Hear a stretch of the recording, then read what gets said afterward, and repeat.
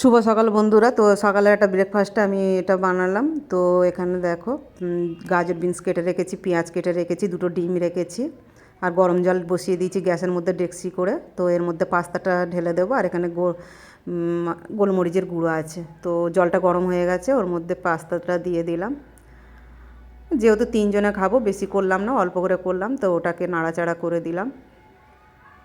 তো সিদ্ধ হচ্ছে, তারপর একটু ওপর থেকে সাদা তেল দিয়ে দিলাম, যেহেতু সাদা তেলটা দিলে ওটা ছাড়া ছাড়া হয়, গায়ে জড়ি জড়ি লাগে না, তার জন্য ওরকম করেই দিলাম।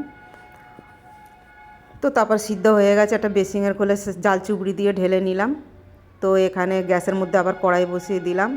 তো কড়াইয়ের মধ্যে সাদা তেল দিয়ে দিলাম। সাদা তেল দিয়ে নাড়াচাড়া করে গরম হয়ে গেছে। তো ওর মধ্যে গাজর বিনস আর আলু আর 3-4টে কাঁচা লঙ্কা ছিল, ওটা দিয়ে দিলাম। তো দিয়ে নাড়াচাড়া করছি, করে ঢাকা দিয়ে দিলাম, যেহেতু ধিমে আঁচে হবে এটা।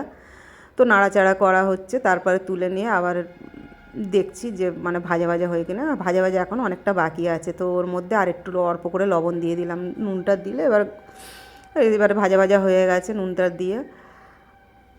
তো ভাজা হয়েই এসছে, তাই এর মধ্যে পাস্তাটা দিয়ে দিলাম। যেহেতু ডিমটা পেঁয়াজটা দিয়ে পরে ভাজা করব, এটা আমার শাশুড়ি মা খাবে, তার জন্য আগে একেবারে এটা করে নিলাম, নিয়ে একটু লবণ দিয়ে দিলাম, দিয়ে ভাজা ভাজা করছি।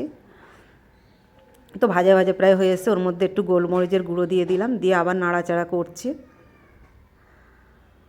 তো পাস্তাটা প্রায় ভাজা ভাজাই হয়ে এসছে। তো দুটো থালার মধ্যে তুলে নিলাম। একদিকে আমার মেয়ের আর আমার একটু ডিম দিয়ে ভেজে নেবো, আর এদিকে আমার শাশুড়ি মায়ের তো ডিম আর পেঁয়াজ, এখানে পেঁয়াজ কাটা আছে আর ডিম ফেটানো আছে।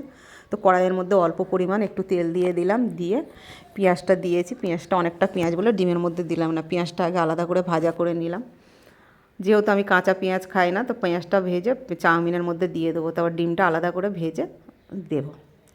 তো পেঁয়াজটা ভাজা হয়ে গেছে, তুলে নিয়ে ওর মধ্যে ডিমটা দিয়ে দিলাম। ডিমটা ভাজা ভাজা হচ্ছে,